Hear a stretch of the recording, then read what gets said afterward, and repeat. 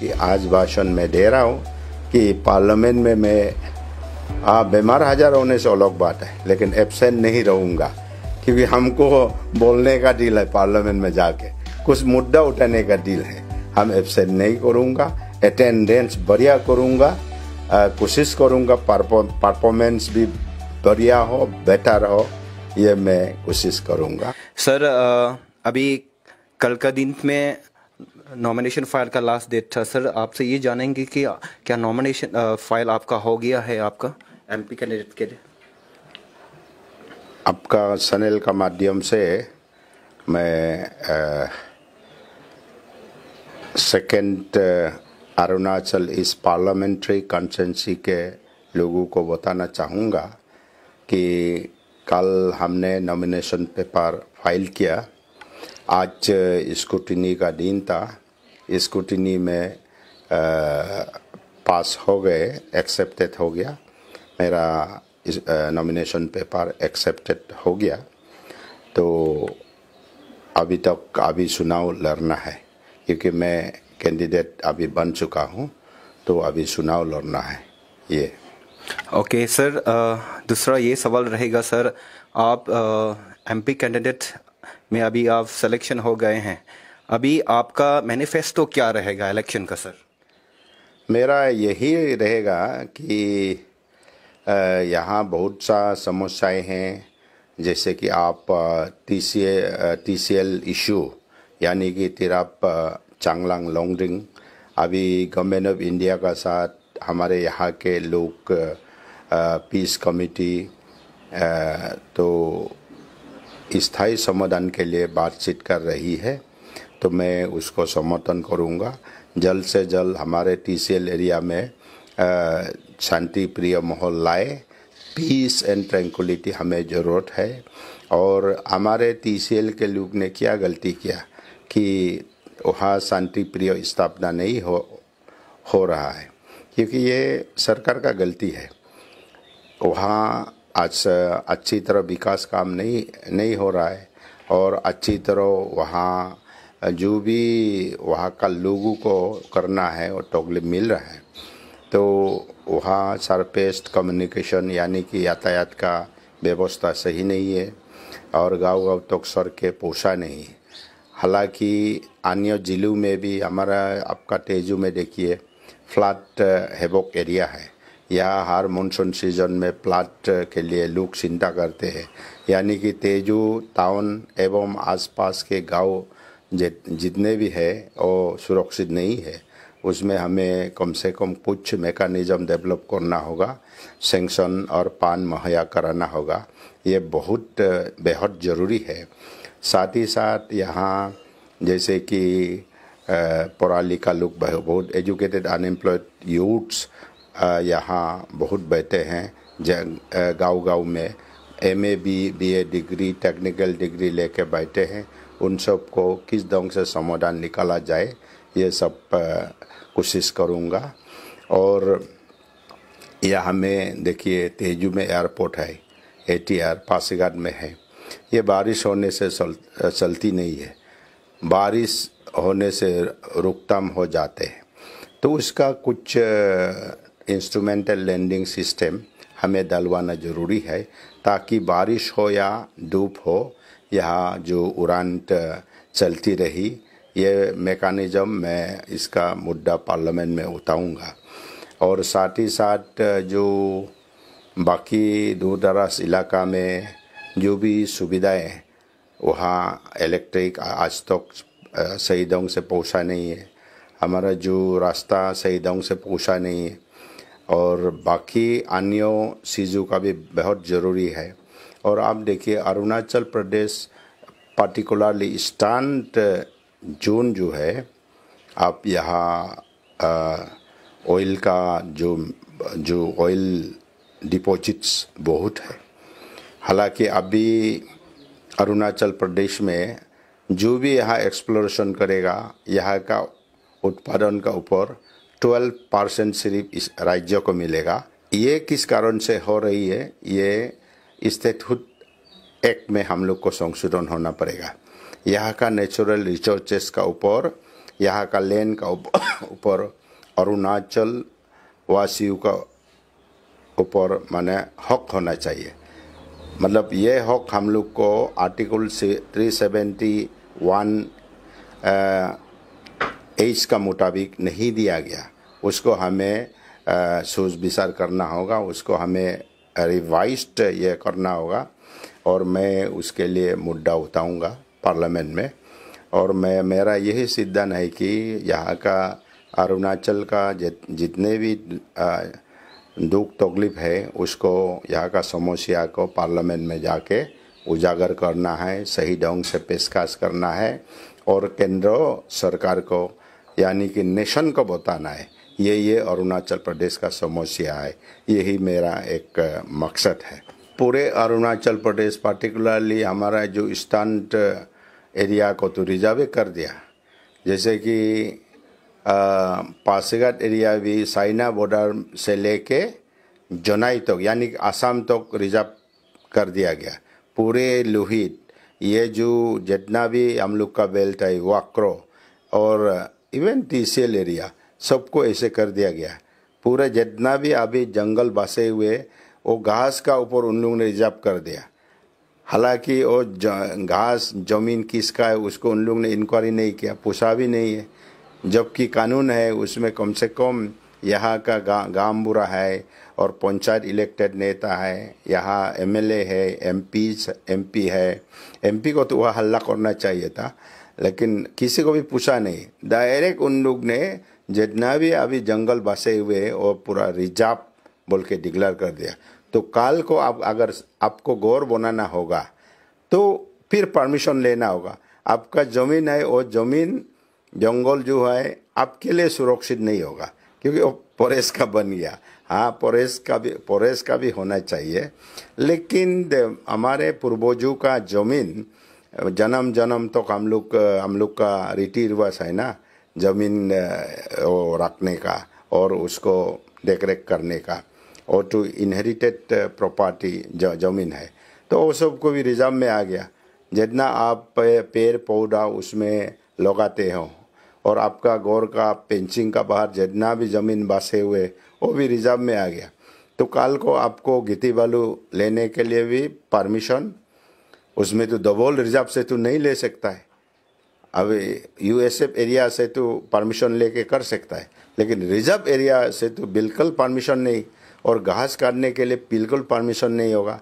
आपका गौर अपना गौर बनाने के लिए परमिशन नहीं होगा। ये प्रक्रिया बहुत बेहद मुश्किल है। तो रिजर्व जहाँ पब्लिक नहीं बैठता है, दूर है, नो मैंस एरिया है और बॉर्डर से थोड़ा माने इंडियन जमीन पर होता है, उसमें रिजर्व कीजिए ना, जहाँ पब्लिक बसे हुए। अभी सब गाँव भी रिजर्व में आ गया, सब जितना गाँव है ऑफिशियली रिजर्व है। तो ये किसने किया? BJP सरकार ने किया है। और लोग क्या सोच के किया, कैसे नज़रअंदाज किया मुझे पता नहीं, और मुझे लगता है कोई रिप्रेजेंटेटिव नहीं है वहाँ। रिप्रेजेंटेशन वहाँ एक भी बात नहीं बोला गया, एक भी मुद्दा नहीं उठाया गया। मैं अगर कल को लोगों का प्यार से MP बन जाने से मैं मुद्दा उठाऊंगा, मैं शुभ साफ नहीं देखूंगा। और हालांकि उससे कुछ पैदा भी है, लेकिन पैदा होने से भी तो पूछना पड़ेगा ना। गौर का मालिक को बिना पूछे आप घुस जाने से, तो रात में घुस जाने से तो डकैती हो गया ना, खराब ये सिम्टम है। तो मैं इसको नहीं मानता हूँ। ये सब चीज़ें हैं जो पार्लियामेंट में मैं जाके मुद्दा उठाना चाहता हूँ। और सर, आप अगर बन जाते हैं, लोगों का प्यार आपको मिलता है, तो आप इसके ऊपर मुद्दा उठाएंगे सर? हाँ, मैं ज़रूर उठाऊंगा। ये मैं शुभ साहब नहीं छोड़ूंगा, क्योंकि अरुणाचल प्रदेश को बहुत अन्याय किया गया है और मैं सहन नहीं करूंगा। मैं जो भी हो, रूलिंग में भी हो, अपोजिशन में भी हो, मैं मुद्दा उठाऊंगा, क्योंकि उसको मैं नहीं सहन पाऊंगा। क्योंकि लोगों के प्रति मेरा प्यार है, इसीलिए मैं इस बार यहाँ के लोगों को भी, क्योंकि डेमोक्रेसी में जनता ही राजा है, जनता ही नेता को सुनते हैं। सब पावर जनता का साथ है और जनता का पास है।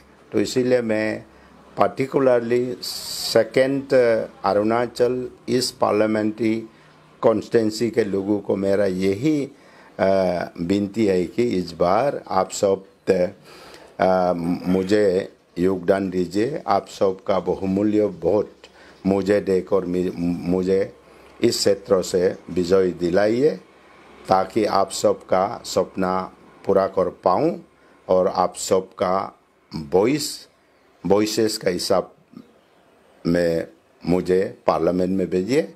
मैं वह मुद्दा उठाऊंगा और मैं ये भी आप सबको कमिटमेंट देता हूँ, यानी कि आज भाषण में दे रहा हूँ कि पार्लियामेंट में मैं बीमार हाजिर होने से अलग बात है, लेकिन एब्सेंट नहीं रहूँगा, क्योंकि हमको बोलने का डील है। पार्लियामेंट में जाके कुछ मुद्दा उठाने का डील है। हम एब्सेंट नहीं करूँगा, अटेंडेंस बढ़िया करूँगा, कोशिश करूँगा परफॉर्मेंस भी बढ़िया हो, बेटर हो, ये मैं कोशिश करूँगा। इसीलिए मैं सभी से यही प्रार्थना कर रहा हूँ। डेमोक्रेसी में राजा तो पब्लिक है, तो उन लोग से उन सब से मेरा यही विनती है।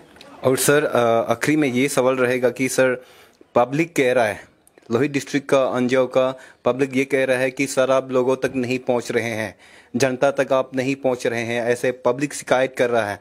आप क्या कहेंगे इसके ऊपर? एक्चुअली मैं इस बार नया उम्मीदवार का रूप में उभर कर आ रहा है। तो अरुणाचल प्रदेश में ऐसा होता है कि अपोजिशन में रहने से कार्यकर्ता नहीं मिलता है।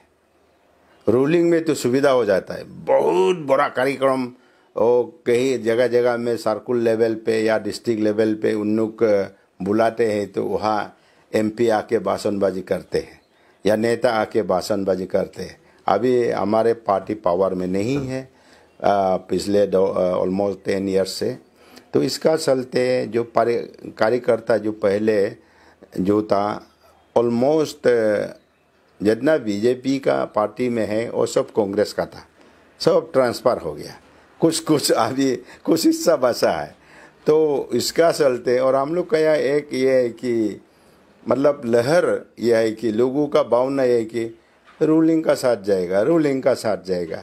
इसी बहाना से तो अरुणाचल बर्बाद हो रहा है।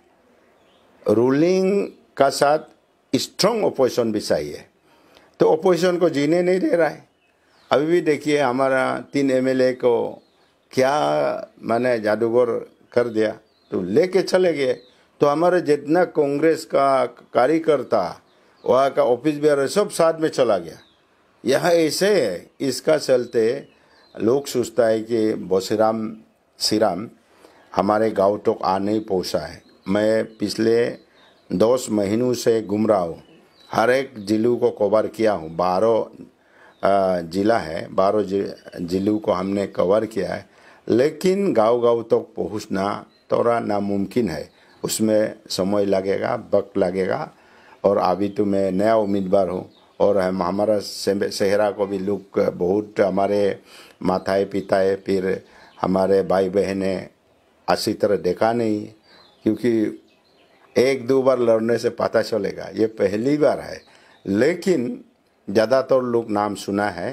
जब मैं शिक्षा मंत्री था अरुणाचल प्रदेश का, तो हमने बहुत कोशिश किया अच्छा करने के लिए। एजुकेशन को हम उच्च स्तर तक लाने का कोशिश किए। अभी मेरा समय में 7 प्राइवेट यूनिवर्सिटीज़ हमने अरुणाचल में स्थापना कर दी गई और स्टेट यूनिवर्सिटी कर दिया। और first law college in Arunachal Pradesh हमने स्थापना कर दिया। NIT इंजीनियरिंग कॉलेज कर दिया और 7 polytechnic college and 8 model degree colleges district में हमने स्थापना कर दिया गया। अब देखिए ये जो अभी NCERT बुक्स, पहले ऐसा हुआ करता था हर समय आप प्राइवेट किताब पब्लिकेशन हमेशा सरकार लाते थे, हमने उसको नकरा दिया, NCERT को लगा दिया और अरुणाचल में कानून बनाकर कानून के तहत फिर असेंबली में पास कर इस कानून का तहत और सरकार आएगी जाएगी, लेकिन किताब नहीं बदलेगा। तो अभी 2 साल जैसा हो गया, मैं पावर में नहीं हूँ, लेकिन अभी किताब बहुत अवेलेबल है और कम दाम से किताब मिलता है। एंड फ्री जो आरटी को लागू कर दिया, pre school admission 1 to 8, pre school uniform, then pre text books 1 to 12। हमने बहुत अच्छा मैकेनिज्म हमारे माँ पिताजी के लिए, बच्चों का भविष्य के लिए, अरुणाचल प्रदेश के लिए अच्छा काम किया जब मैं मंत्री था। तो वैसे ही मेरा अभी भी मेरा दम है जो अच्छा करने का, उसको मैं हमेशा दोहराते रहूँगा और अच्छा काम करूँगा। एमपी बनाना तो उन लोग का हाथ में है। हमारे जो आम जनता का, जो तमाम स्थान पार्लियामेंट्री के जनता हैं, उन सब का हाथ में है, दिल दिमाग में है। उन लोग अगर प्यार करेंगे तो मैं जीत जाऊंगा, तो यही है। और मैं आशा करता हूँ इस बार मुझे ज़रूर उन लोग प्यार देंगे और मैं उन लोग का प्यार को लेकर अच्छा काम करूँगा। Thank you so much sir time देने के लिए। Thank you very much.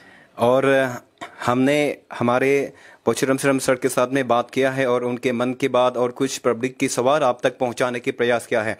अभी दर्शक देखना होगा आने वाले दिन में क्या यहाँ के जनता, 12 डिस्ट्रिक्ट के जनता क्या पोचुरम श्रम सर को प्यार देंगे, तो ये एक क्वेश्चन मार्क है। तो देखना होगा आने वाले दिन में। तो आगे की खबर आप तक हम पहुँचाते रहेंगे इस प्रकार का।